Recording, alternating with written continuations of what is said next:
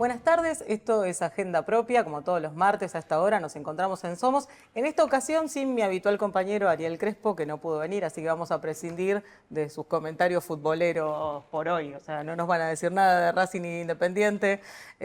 Vamos a tener que esperarlo hasta la semana que viene que se reincorpore, pero bueno, tenemos un montón de otras cosas de qué hablar, porque fue una semana agitada y va a ser una semana agitada. Se anunció ayer en conferencia de prensa de la CTA Autónoma y de la CTA de los Trabajadores que va a haber una movilización este jueves 5, federal, ¿no? En todo el país. Así es, así es. Es que algunos creen que es posible dormir la siesta mientras Milei destruye el país con su motosierra y destruye las condiciones de vida de nuestro pueblo, porque las últimas medidas que viene tomando son quitarle los medicamentos a los jubilados, condenándolos a la muerte.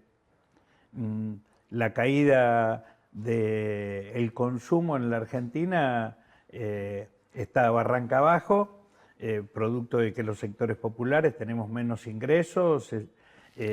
El consumo de carne está en uno de los niveles más bajos de la historia, lo cual son demostrativos de cuál es la situación social.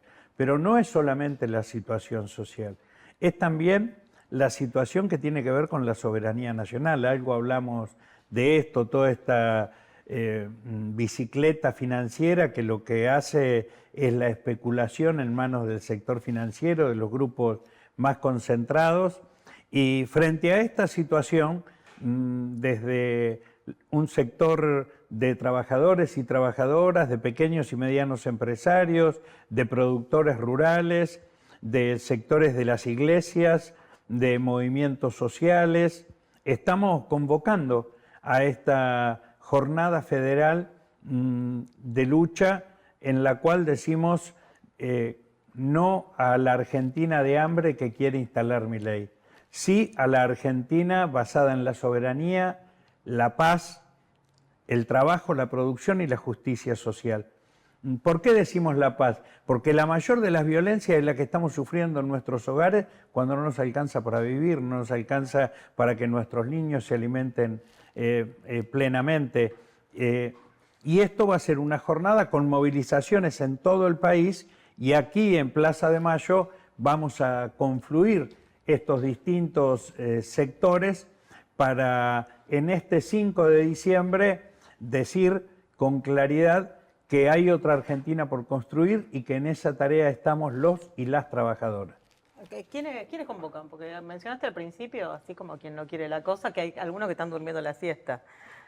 Sí, bueno, hay un sector de dirigentes sindicales que son los que conducen la CGT que han decidido entablar un diálogo que la verdad que figura solamente en su fantasía, porque ese diálogo no está, el gobierno sigue arrasando, pero hay sectores de gremios de la CGT que, al igual que la CTA de los Trabajadores y la CTA Autónoma, como los movimientos sociales, la UTEP, Territorios en Lucha, los productores pequeños y medianos y cooperativistas que están nucleados en el movimiento productivo 25 de mayo, productores rurales que están en el Frente Nacional Agrario, que son los que están enfrentando las crisis de las economías regionales, como la que sucede en la yerba mate en Misiones, para mencionar un ejemplo. Bueno, todos estos sectores de la producción y estamos siendo parte de esta convocatoria y también un importante sector de organizaciones ligadas a los curas de Opción por los Pobres, los curas villeros, la pastoral social evangélica, porque son estos sectores sensibles de nuestra sociedad que estamos planteando recuperar un espíritu de resistencia y de lucha que le ponga freno a este gobierno. No hay nada que dialogar con este gobierno hay que enfrentarlo, frenarlo y obligar a un cambio, y para eso es necesario que nuestro pueblo recupere la confianza en sí mismo para que podamos construir esta democracia donde a fuerza de decretos y vetos se arrasa con el Congreso de la Nación y con la democracia misma, y hay que construir una democracia participativa, y este es el camino en el que andamos. Cachorro mencionaba a los sectores productivos, las pymes, como uno de los sectores más afectados. ¿Esto se verifica en números? Bueno, cuando uno mira el comportamiento del consumo interno, tenés una caída en octubre del 12,8% respecto a octubre del año pasado, y tenés una caída incluso respecto al mes de septiembre de este año, lo cual tira por la borda todos los argumentos del gobierno respecto a la recuperación que se estaría dando. Y lo que sí tenés es una situación que es casi una tormenta perfecta sobre los pequeños y medianos empresarios y productores, tanto urbanos como rurales, porque lo que tenés es, por un lado, un mercado interno que se achicó, una apertura a las importaciones que compiten con posibilidades de ingresar a mejor precio, además con un dólar completamente retrasado, compitiendo con la producción local en un mercado más pequeño, y además con un incremento de los costos en dólares para los productores locales, con lo cual se afecta la competitividad de la producción local. Así que apertura importadora, achicamiento del mercado, competencia y más costos, es la tormenta perfecta. Pero yo quiero tomar un punto que decía Cachorro. Yo creo que hay una línea que divide el comportamiento de las diferentes fuerzas políticas y sociales. Aquellos que creen que hay que dotar de gobernabilidad a este gobierno, que el gobierno tiene que llevar adelante su proyecto hasta el 2027. Y otros que entendemos que en el marco de la configuración de un Estado autoritario que pasa por encima y arrasa con la Constitución Nacional y busca la suma del poder público, ingresando en la categoría de la traición a la patria que establece la Constitución, que demuele las condiciones de vida de nuestra población, que reprimariza la economía y que tiene una idea de dolarización para de alguna manera ponerle una lápida, un proyecto de desarrollo, a este proyecto hay que pararlo. Hay que pararlo antes, hay que evitar que siga configurando el daño, profundizando el daño, porque tiene la posibilidad de instalar cuestiones de mucha irreversibilidad. Esta línea de discusión es central y que muestra comportamientos totalmente diferentes. Por eso, la conducción de la CGT está sosteniendo la gobernabilidad del gobierno. El espacio social, sindical, territorial que articula la convocatoria del 5 de diciembre, en realidad está parado en otra discusión. Y en esto sí quiero decir que, por lo menos para nosotros, desde Unidad Popular, el criterio es que hay que garantizar los niveles de ingobernabilidad más altos posible en términos sociales para que quede claro que este ajuste es ingobernable. Y en el terreno político hay que armar un frente lo más amplio posible con todas las corrientes del campo popular para decirle que no en el 2025 y abrir la puerta al recurso institucional que tenemos para cambiar la situación, que es el juicio político a un gobierno que, con Milei a la cabeza, arrasa con cada una de sus definiciones con los criterios más elementales de la Constitución Nacional. Los dos hablaron de pararlo al gobierno y en principio el freno debe ser en las calles, ¿no? O al menos ese tiene que ser un lugar donde se exprese este freno. Me acuerdo que hace un par de meses en las calles, en las elecciones y en la institución. Tiene que ser en todos los planos. Bueno, pero las calles son las que tienen que apretar. Este jueves, digo, en vísperas de una movilización, me acuerdo que en una movilización anterior, era un par de meses, yo te preguntaba si ya empezaba a haber una conciencia más clara por parte del electorado que acompañó a Milei en las elecciones, que es justamente esto, que el proyecto no va hacia un mejor lugar, que no hay un ajuste al principio que nos lleva, que hay que aguantar para que después venga ese paraíso soñado. Que ahora, en diciembre, con lo complicados que son los diciembres en la Argentina, ya la gente se empieza a dar cuenta. Está por verse cómo va a evolucionar diciembre. De hecho, va a empezar con una gran movilización en las barbas del propio gobierno. Hay distintos estudios de opinión pública que indican que el gobierno mantiene un porcentaje de adhesión. Yo sigo insistiendo de que lo que ha crecido el gobierno, además del voto propio, es lo que se corrió desde el PRO, le come votos al PRO, pero hay un sector, y yo lo corroboro en mi barrio, en los lugares de trabajo, recorriendo el país, que hay sectores que votaron a Milei que ya se están corriendo de eso porque no han recuperado o no han logrado lo que esperaban. Si hubo sectores populares que creyeron que iban a cobrar en dólar y que iban a tener mejores condiciones de vida, en un año esa fantasía ha desaparecido y evidentemente si no encuentran otros canales alternativos, por eso es que entran en un periodo así de expectativa, expectante respecto de, bueno, cuándo esto termina de caerse y cuándo emerge lo nuevo. Desde ese punto de vista, la movilización que vamos a realizar el 5, con una necesaria actitud más activa del Congreso de la Nación, porque es inadmisible que siga sin abordarse el tratamiento del decreto 7023 que le permite gobernar por decreto, o el decreto 648 que le permite acordar la deuda externa por encima del Congreso de la Nación, y que en la Cámara de Diputados esos temas no se traten. Bueno, habrá que alentar.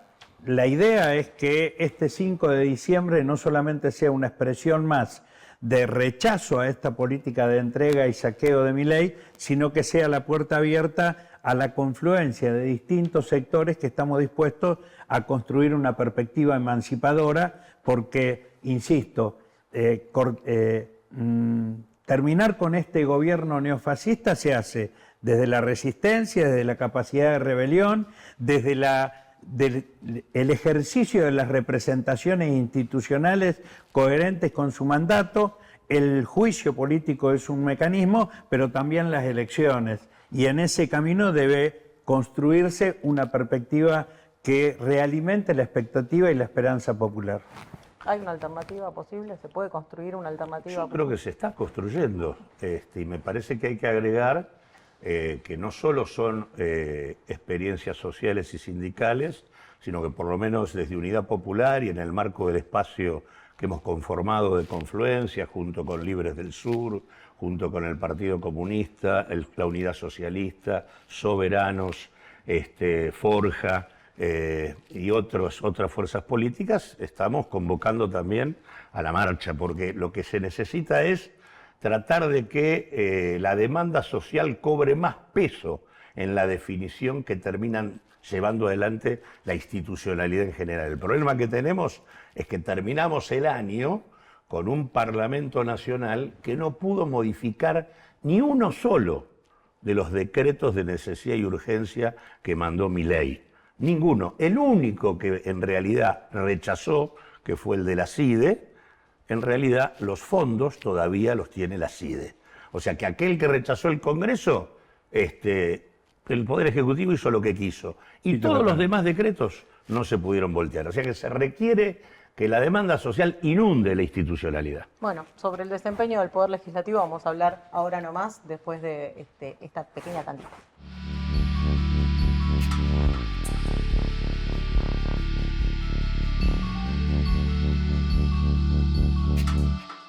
Canal Abierto es un medio digital donde puedes encontrar entrevistas, notas y análisis, siempre con una mirada particular, con periodismo de este lado. Así que en www.canalabierto.com.ar nos encontrás con todo eso que dijimos.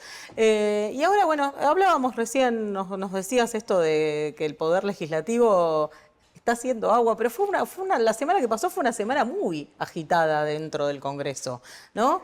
Hubo una media sanción a ludopatía, pero también hubo una sesión que se cayó donde se trataban una cantidad enorme de proyectos, entre ellos Ficha Limpia, generó una cantidad enorme además de acusaciones internas, de presuntos acuerdos, etcétera. Pero lo más interesante es hacer una lectura política de qué es lo que pasó ahí, porque no solo se cayó Ficha Limpia, se cayó presupuesto y se cayó también la posibilidad de ir en contra de este decreto 846 del que hablábamos la semana pasada con Alejandro López Mieres, que habilita al gobierno a negociar la deuda incluso en peores condiciones que la deuda que tenemos. Sí, yo creo que para tener una lectura política hay que ver algunas cosas. La primera es que en el Parlamento se manifiesta, como en ningún otro lado, la brutal crisis de representación política existente, resultado de esta suerte de final del ciclo político que empezó en el 2001 y que hace que tanto el PRO como el Partido Justicialista como la Unión Cívica Radical viven procesos de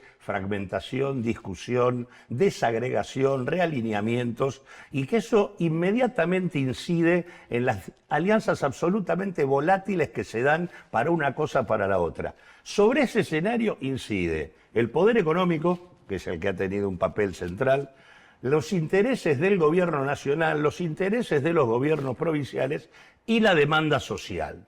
Lo que hay que decir es que en el escenario de este año, la demanda social fue, digamos, pospuesta por el funcionamiento del Parlamento. Y en realidad, en todo este paquete de leyes que tuvimos en esta última semana, uno nota que se va prefigurando un escenario, o que intentan prefigurar un escenario, que es el siguiente. La Libertad Avanza se quiere comer al PRO y quiere ser la fuerza hegemónica del conservadurismo en la Argentina.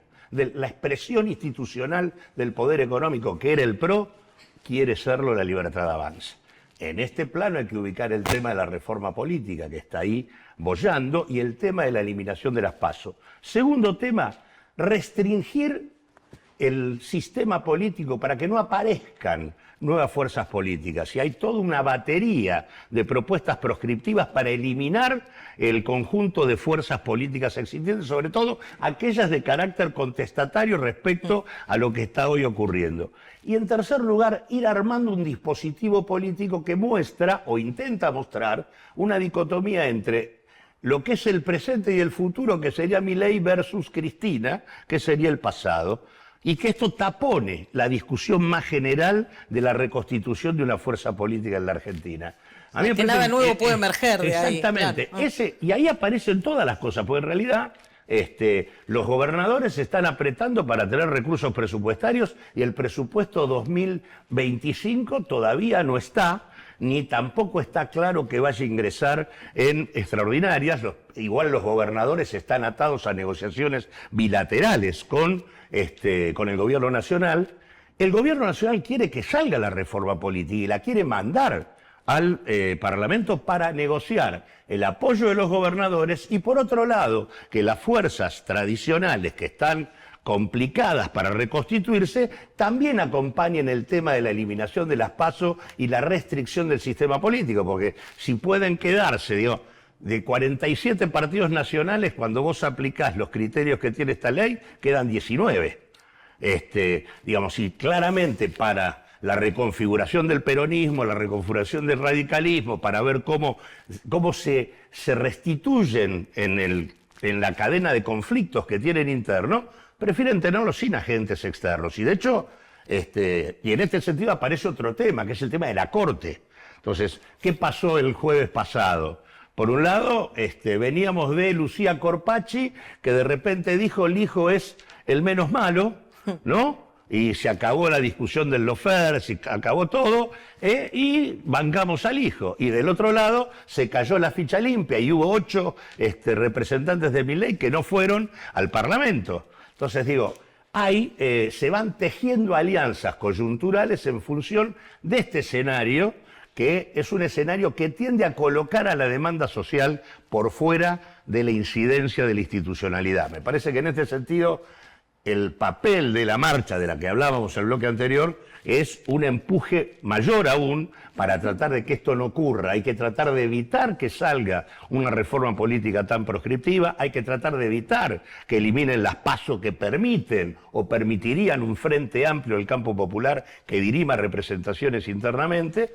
Y hay que fortalecer la posibilidad de que la institucionalidad y la oposición política se generen sobre bases nuevas y no obligadas a quedar sumergidas en una idea del pasado. ¿Coincidís con la lectura de Claudio? ¿Están obturando cualquier debate? No hay ninguna duda.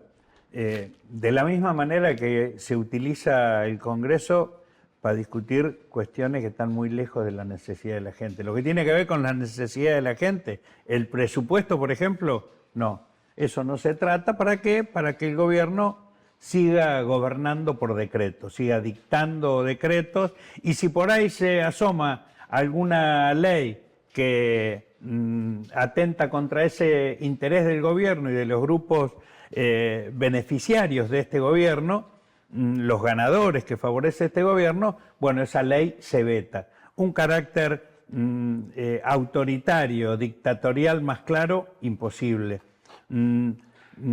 Por otro lado, aquellas cosas que se abordan son restrictivas, limitantes. Pensar en una ley de ficha limpia, cuando tenemos un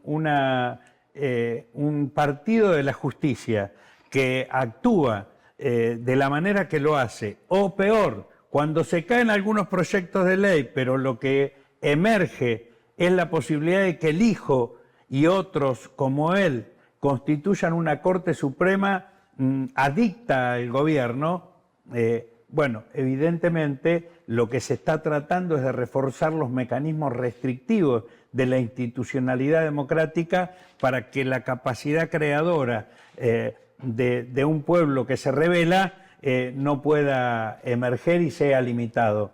Por eso es que a mí me parece que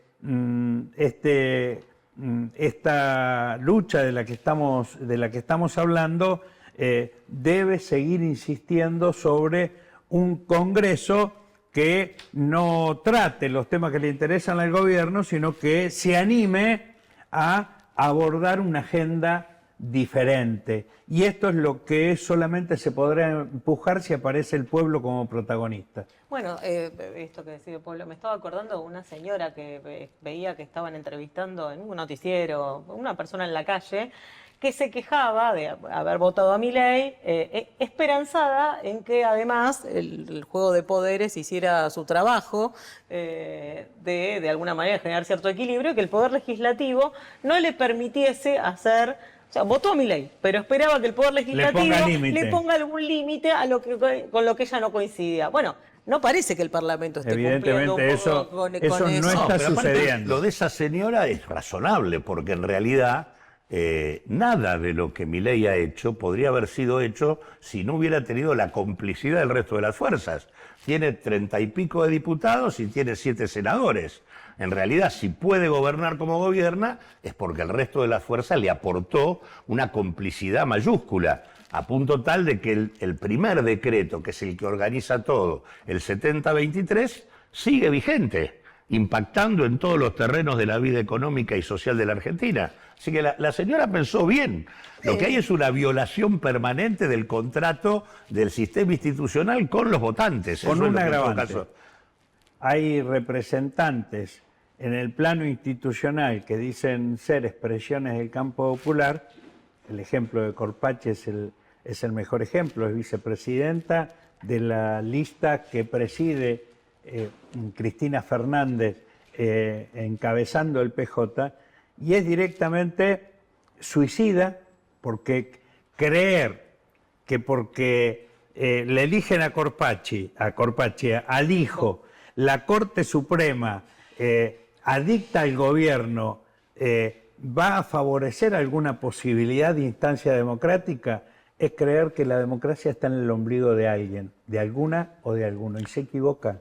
Eso es no solamente suicida, sino que además es de una profunda irresponsabilidad para con la realidad del campo popular, porque en tanto y de la sociedad argentina, porque en tanto y en cuanto se enquistan, se consolidan con rigidez en la representación institucional expresiones adictas al gobierno en un máximo organismo como es la Corte Suprema de Justicia de la Nación, lo mismo eso va a quedar trasladado al ámbito de la justicia federal y a otros ámbitos, con lo cual el partido judicial, que alguna vez alguien criticó, va a seguir siendo la pata principal de sostén. Los grupos económicos, el partido judicial y Milei emergiendo como un déspota habilitado por las propias instituciones a gobernar cual dictadura. Eso es lo que hay que evitar. El que no haga eso o se suicida o es cómplice. Ahí es bueno incorporar que el tema del hijo, el hijo es el protegido de Lorenzetti. Y Lorenzetti es el que tiene el vínculo con Sergio Moro y que lo tenía también tenía vínculo directo con Sergio Moro, el que en realidad puso preso a Lula. A Lula, claro, recordemos. Y también el vínculo directo con Bonadío, que también fue el que inició las causas contra Cristina. Así que en ese sentido, haber dado el aval para el hijo, francamente, no, un y ya que verdadero contás esto de despropósito. Moro, digo, pienso en que el antecedente en Brasil no es un buen antecedente. No, por eso. Lula fue, digo, en principio fue inculpado cuando después se demuestra que es inocente y hoy por hoy con una lógica de ficha limpia también proscribiría a cualquier persona en una situación similar. Y retomo el tema Sí. de la proscripción, de restringir el sistema político y las ofertas políticas nuevas. En realidad, la propuesta que van al Parlamento por la idea de eliminar las PASO, en realidad supone un incremento de los niveles de afiliación que impacta fundamentalmente en Capital, Provincia de Buenos Aires, Mendoza, Tucumán y Santa Fe. En los distritos principales prácticamente duplica los niveles de afiliación que tienen que tener los partidos. Y eso hace que, por ejemplo, en Ciudad de Buenos Aires hay 50 partidos reconocidos, quedarían solamente 5. A nivel nacional hay 47 partidos, quedarían solamente 19. En realidad, además, le ponen una especie de... Es más, en los acuerdos o las alianzas que se hacen, los votos que la alianza saque se dividen entre los partidos. Entonces, suponete que una alianza se arma y saca el 7% de los votos. Si hay 6 fuerzas, Es como un sacaron, 1%. cada una sacó el 1 o el 1 y pico, con lo cual, al no llegar al 3, queda afuera. O sea, una alianza directamente no se podría constituir. No tiene sentido no tiene hacerla. sentido constituirla porque en realidad uno la hace, pone un diputado, supongamos, en la Ciudad de Buenos Aires, pero desaparecen los partidos que le integran. Bueno, curioso pensando que el gobierno de Javier Milei fue tácitamente Exactamente, una exactamente. alianza con el PRO. Bueno, nos vamos a un pequeño corte y ya volvemos con un invitado de lujo para hablar un poco de política internacional.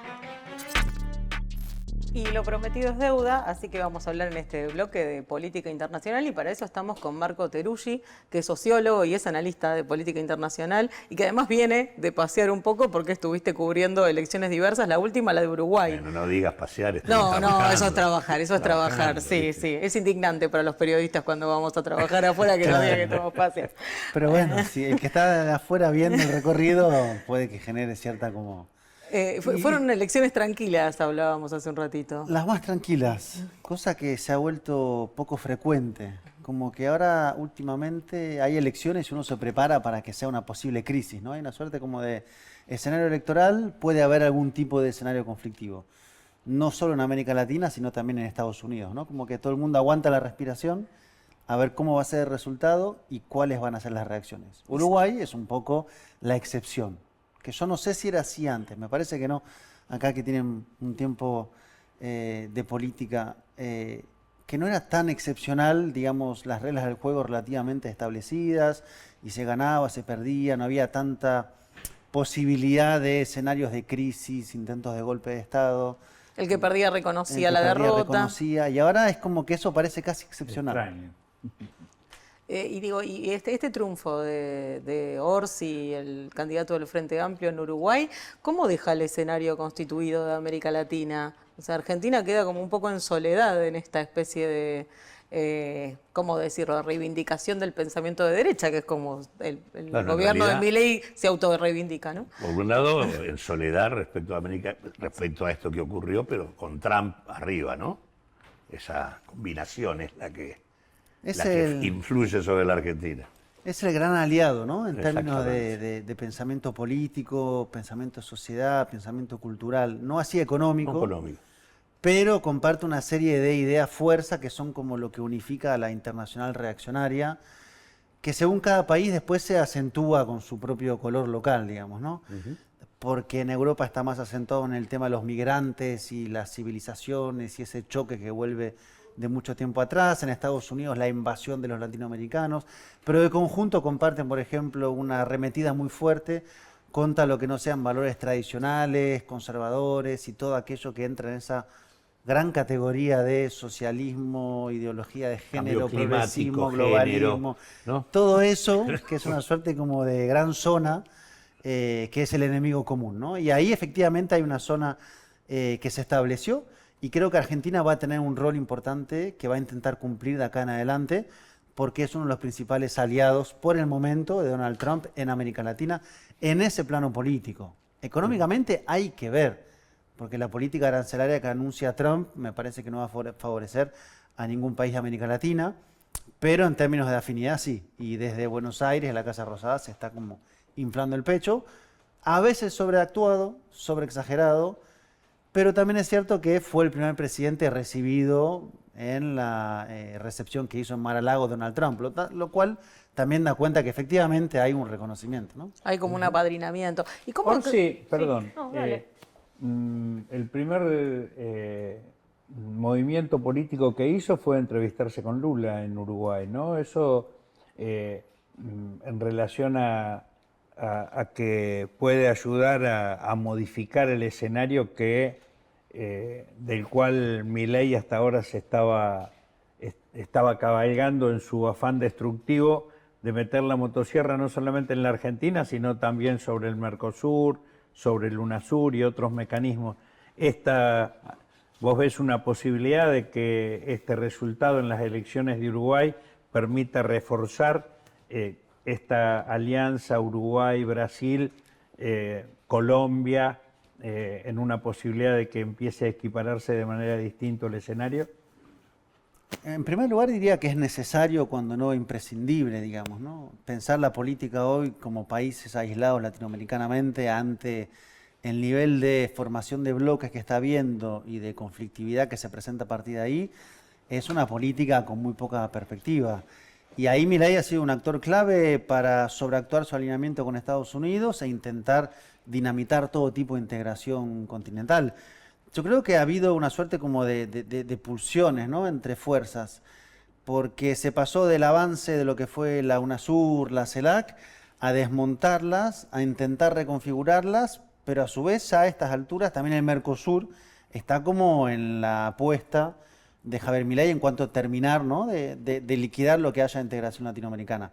Uruguay, la primera, digamos, reacción que tuvo al ganar Yamandu Orsi fue ir a ver a Lula, porque efectivamente se pone bajo una idea de ese paraguas, ese reconocimiento de la importancia que tiene Lula, porque es cierto que una parte importante de la integración recae en la iniciativa de Brasil. Y creo a su vez que la política exterior de Brasil es probable que cambie a partir de la llegada de Donald Trump. Porque si uno caracteriza que Brasil tenía y tiene una política como de no alineamiento o de tener una parte de su diplomacia puesta en los BRICS, por ejemplo, y otra parte con mucha relación con Estados Unidos o con Francia, la llegada de Donald Trump y los interlocutores que van a estar ahí van a dificultar mucho algún tipo de vaso comunicante, relaciones como las hay ahora. Bueno, ya ha anunciado el incremento de aranceles para todos los países que forman parte de los BRICS. Exacto. Trump. 100% si hacen una moneda nueva. Y tiene la oposición interna, que es el bolsonarismo, que es un aliado directo con Donald Trump y está a mitad de mandato, y en 2 años habrá elecciones en Brasil, igual que en Colombia. Y si hay que intentar hacer una línea temporal, este es el momento más fuerte de Donald Trump. Sí, sí. Tiene mayoría de votos y tiene mayoría en las 2 cámaras legislativas. Y O mucha sea, nunca influencia en tuvo la tanto Corte. poder. Exacto. Bueno, pero digo, Milei está amenazando, por ejemplo, con que si el Mercosur no se vuelve lo que él quiere que se vuelva, Argentina podría retirarse. Eso, digo, Argentina, pensando además que uno de sus principales socios comerciales es Brasil y el otro es China. Digo, ¿cómo la deja ahí parada? Bueno, habría que hacer un análisis, yo no tengo toda la respuesta, está para compartir, ¿no? Pero digo, Sí. en el caso de Brasil y de China, Milei avanzó con una narrativa, una retórica muy confrontativa y terminó reculando y fue al G20 y se sacó las fotos y se va a exportar gas y se va a hacer acuerdos con China y China tiene paciencia estratégica y ve un pataleo que dice que bueno, eso ya pasará. Hay que ver en el caso del Mercosur, porque anunció ahora que quiere hacer un acuerdo, un TLC con Estados Unidos. Si efectivamente hay carnadura diplomática, política, económica para eso o no, o es una suerte como de pote de humo que lanza para intentar apresurar al Mercosur, llevándolo o a ese lado o a una desintegración. A su vez no sé, y esta es una pregunta que devuelvo acá, para salirse del Mercosur tampoco es un decreto presidencial, uno presupone, No. que diga me voy del Mercosur y se acabó. Bien, volvemos al tema parlamentario que hablábamos en el bloque anterior. Eso depende del Parlamento Nacional. El Poder Legislativo tiene que avalar una Tiene posible que salida. definir, Claro. autorizar eso. Sí, Claro. el TLC que amenaza con Trump y con el nuevo gobierno pareciera más una bravuconada que lo que busca es reforzar ese discurso conservador, reaccionario, como este evento que hacen de la derecha extrema también en diciembre, acá en la Argentina, donde intentan hacerlo parecer como el lugar donde se hace porque hay un líder de escala mundial que vendría a ser Milei, toda una gran Puesta en escena. una gran puesta en escena, me parece a mí, ¿no? Sí, y que es su proyección de marca personal. O sea, Milei piensa, yo diría casi siempre, salvo cuando fuera a Brasil, gran parte de su diplomacia como su propia proyección, como una suerte de cruzada de sus ideas y de su figura. Y eso lo ha hecho a veces ser como rupturista. Pienso en lo que fue el viaje cuando fue a España, a la cumbre de Vox, y construyó un enfrentamiento con Pedro Sánchez que a él finalmente le vino bien a su rédito político, a Pedro Sánchez también para su campo electoral, pero está proyectando su marca, se está intentando posicionar en un discurso que tiene como aceptación en esta batalla de valores culturales, civilizacional, pero económicamente, uno agarra la familia de esa internacional reaccionaria y el neoliberalismo exacerbado de Javier Milei, hay muy poco, o yo diría que ninguno. No, incluso en el tema de la cuestión del Estado y de lo nacional, Milei es una absoluta singularidad. El componente anarco, la idea del topo que destruye al Estado, no forma parte de ninguno de los otros, que tienen una concepción más nacional y estatal mucho más potente. Así Sí, que en porque ese son de sentido- países centrales, además, Sí, sí. ¿no?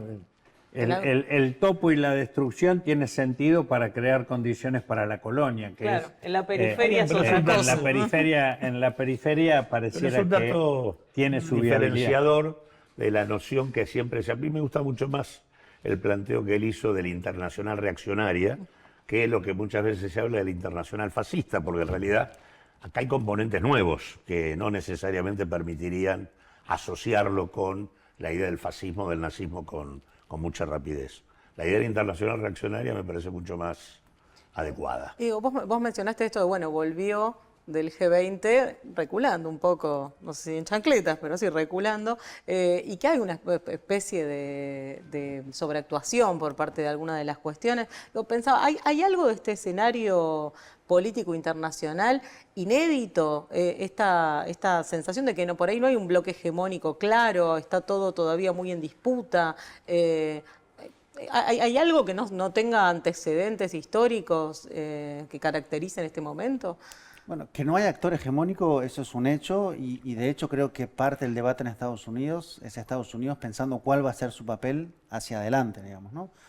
Esto es aceptado por los demócratas y los republicanos. La idea de los 90, inicio del siglo XXI, de un Estados Unidos pudiendo hacer y deshacer, se terminó. Y si uno lo ve en términos económicos, incluso en la política arancelaria, Joe Biden continuó los aranceles que había puesto Donald Trump, que plantea ir más allá, pero hay una suerte de ya acuerdo bipartidista de que hay una necesidad de empezar a restablecer un nivel de soberanía importante, cuando no algunas zonas de desacople. Hasta dónde se puede, en qué medida, en qué áreas es parte del debate. Pero entonces hay una transición de centro de poder, ya no está monopolizado por Estados Unidos, hay otro que está creciendo, es interesante que los aranceles a los BRICS lo plantea con la cuestión monetaria, dice, yo voy a poner 100% de aranceles. No creo que lo haga, pero quiere decir En tanto se avanza en la idea de desdolarizar el comercio. que es como el corazón de lo que construyó el poder de Estados Unidos. Y ahí yo creo que para un espacio como América Latina hay un terreno en el cual poder desarrollar política con inteligencia, que no es lo que está pasando por obvias razones, que un país como Brasil lo ha intentado hacer, intentando, digamos, moverse entre las aguas, en un contexto difícil en términos latinoamericanos. Ha habido mucho cortocircuito entre, por ejemplo, Brasil y Venezuela, Venezuela y Colombia, Colombia y Nicaragua, Chile y Venezuela. O sea, uno ve más como dificultad para pensar lo común y qué es lo que hoy unifica en un momento aún más necesario. Incluso en el tema este de Uruguay que hablábamos antes, la posición de Uruguay en el Mercosur siempre fue mucho más aperturista.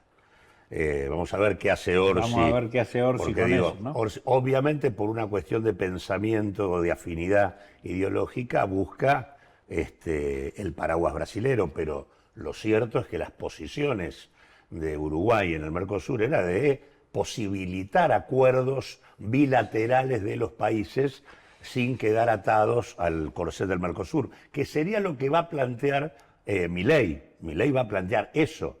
Va a decir, bueno, yo no tengo problema que exista el Mercosur, pero si quiero hacer acuerdos por otro lado, no me lo impidan. E incluso tuvo mucho que ver con el tema de la discusión Unión Europea y Mercosur. Ahí Uruguay tenía una actitud de absoluta apertura hacia. Bueno, de hecho, a ese trascendió acuerdo. que parte de la reunión con Lula, una de las temáticas a tratar era ese posible acuerdo bilateral Unión Europea-Mercosur, que todavía entiendo que está bastante verde, pero que se sigue discutiendo. Sí, está verde por Europa, sobre Claro. todo.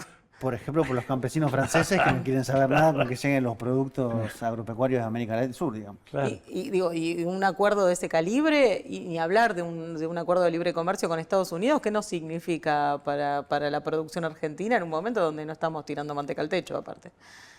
No, yo creo que avanzar en ese tipo de acuerdos implica para el desarrollo nacional un techo, no es de cristal, es como de cemento muy visible, digamos. Si vas a abrir las barreras arancelarias para que entren productos industriales de los principales países occidentales, tu posibilidad de desarrollo es muy pequeña, cuando no menor, y si eso se transforma en un tratado de libre comercio, aún más. Yo creo que eso es así, y del otro lado lo ven al revés. Por eso digo, el campesinado o el sector que trabaja en el agro en Europa, si ve que van a llegar todos los productos de América del Sur sin aranceles, también piensa en su propia producción, que le viene costando, de hecho hay muchas protestas de la ruralidad en Francia, lo piensa también al revés, digamos, ¿no? Ahora hay que ver qué voluntad y qué actores van a empujar eso. En el caso de Uruguay, las bases programáticas dicen como fortalecer con flexibilidad, ¿no? O sea, es por ahí, pero hay que tener un margen para poder moverse.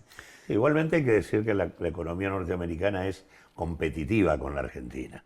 Por lo tanto, la asociación comercial siempre tuvo conflictos, e incluso conflictos con el poder, básicamente con el poder económico en la Argentina, que ha tenido mucho más vínculo con Europa y hoy con China, en este sentido. Así que en ese sentido, digo, del dicho al hecho, Bueno, ahí me parece quizás, que hay un trecho, no sé cuál es tu punto de vista, pero quizás sea una de las explicaciones de por qué reculó en chancleta y retrocedió. terminó haciendo el acuerdo para la exportación de gas a Brasil y no romper con China para evitar que China se lleve las exportaciones, exportaciones, se las lleve a sus importaciones de China, de nuestros países, se las lleve a Paraguay o a Brasil. No, aparte de la En esas dos dependencia- cosas la dependencia pareciera con haber, China es pareciera comercial y haber una financiera. presión de los grupos tradicionales de Argentina, ¿no?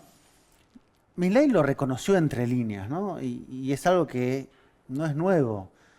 China tiene un repertorio de inversiones y de acuerdos económicos importante en diferentes áreas y un nivel de exigencia mucho menor al que tiene Estados Unidos, que tiene menos para ofrecer. Entonces, la posibilidad de acuerdos con China es mucho mayor. Además, son acuerdos cada vez más provincializados, no solo en Argentina, sino en Brasil, por ejemplo. Fijémonos, cuando gobernó Bolsonaro, no se rompió la relación. China ha avanzado en áreas estratégicas como el puerto de Chancay en Perú, que abrió hace muy pocos días. Y es probable que haya una suerte de paradoja en la política de Estados Unidos, que cuanto más se ponga agresiva y más apriete con Donald Trump y Marco Rubio, que quedó como secretario de Estado, que indica la presencia de Rubio la importancia de América Latina, para a su vez expulsar a China con una política muy agresiva hacia cualquier signo de izquierda, que la paradoja sea que finalmente haya un reforzamiento en la relación con China. Porque es tanta la agresividad que viene de arriba y tan poco el ofrecimiento y la diplomacia militarizada, que fijémonos lo que hizo Brasil en la cumbre del G20, firmó acuerdos con China. Porque, digo, en términos pragmáticos, dejemos de lado, digamos, la orientación o el pensamiento, pero en términos de posibilidad de acuerdo y de inversiones y de negocios, ¿qué ofrece hoy Estados Unidos? Nada, Sacando a México No. del mapa que está Y el nearshoring. aparte China no solo es un tema comercial y de inversiones, sino financiero, ya a esta altura por la relevancia Son que tiene el 20.000 swap millones de en las dólares. reservas de la Argentina. Así que en ese sentido, uno de los grandes problemas que plantea la cuestión Trump para Milei es que le es muy difícil un alineamiento absoluto en la estrategia dominante de Trump, que es la confrontación con China y cercar a América Latina para China. Me parece que en ese punto a Milei le va a costar mucho porque Argentina es probablemente el país que tiene mayor posibilidad de vínculos potenciales con China. Por esto de la Reales y complementariedad potenciales. que vos mencionabas Claro, hace un tiempo. porque del mismo modo que es competitiva con los Estados Unidos, es complementaria con China. Así que en ese sentido es al revés. Pero yo quería plantearte un tema que no tiene tanto que ver con esto, que es Ucrania y Gaza en la etapa Trump. En el caso de Ucrania, él ha dicho, e incluso su asesor de seguridad, Mike Waltz, ha dicho, retomando el encuadre de Trump, que hay que tener un avance en una negociación. ¿En qué tiempos, con qué actores y negociando qué exactamente está por verse? Pero que es una guerra que no puede ser ganada por Ucrania, eso es lo que subyace en el diagnóstico, y que el centro principal del conflicto no reside en Rusia, sino que reside en China, y que eso hay que cerrarlo. A partir de ahí se abren muchas preguntas. Primero, ¿Rusia tiene disposición ahora para negociar? ¿O tomando en cuenta que está avanzando militarmente, considera que eso viene más adelante? Hay evidentemente actores que están saboteando cualquier tipo de negociación posible. Pienso en lo que fue la autorización de Biden para que pudieran disparar los misiles sobre territorio ruso. Pienso en políticas europeas como la de Gran Bretaña o la de Francia, con bravuconadas como enviar tropas, que es difícil que suceda, pero que forma parte de, digamos, unas señales que no buscan algún tipo de diálogo, pero por parte de la Casa Blanca está un mensaje. En una guerra que depende del aporte militar de Estados Unidos, o sea, Ucrania no podría seguirla adelante sin ese aporte, que una vez cerrado pasa a ser un gran negocio de reconstrucción, porque es un país que está absolutamente devastado en un nivel crítico. O sea, hablo de infraestructura, hablo en términos de electricidad, en términos de lo que le ha quedado, y que evidentemente los sectores que no quieren algún tipo de negociaciones porque no quieren darle la victoria a Rusia. Que Rusia, contra todo lo que se ha dicho, ha logrado 3 años de guerra sin quedarse sin municiones como se anticipaba, sin que colapse su economía con el conjunto de sanciones, y que eso ha fortalecido su alianza en los BRICS, su alianza con China, su alianza con la India y las líneas de circuitos monetarios alternos a los que dominan por Estados Unidos. Entonces, en términos de balances, la guerra para, por lo menos a Europa, que ha sido el principal damnificado política y económicamente, es muy malo. Y es probable que Trump busque avanzar hacia ahí. Ahora, yo creo que va a haber muchas resistencias y palos o misiles en las ruedas, por así decirlo. En el caso de Medio Oriente, el antecedente de Trump es de una agresividad, yo diría, similar o tal vez incluso mayor a la de la administración de los demócratas. Es muy llamativo lo de la cuestión de Medio Oriente porque el gobierno de Biden y la candidatura de Harris no cambiaron en ningún momento su posición respecto a lo que está pasando, aún a sabiendas que eso les quitaba votos. O sea, el nivel de compromiso con la cruzada que está haciendo el gobierno israelí, que ha devastado la Franja de Gaza, que ha devastado Beirut, que está volviendo a reactivar los grupos armados terroristas en Siria, da cuenta de que ahí efectivamente hay una agenda de máxima.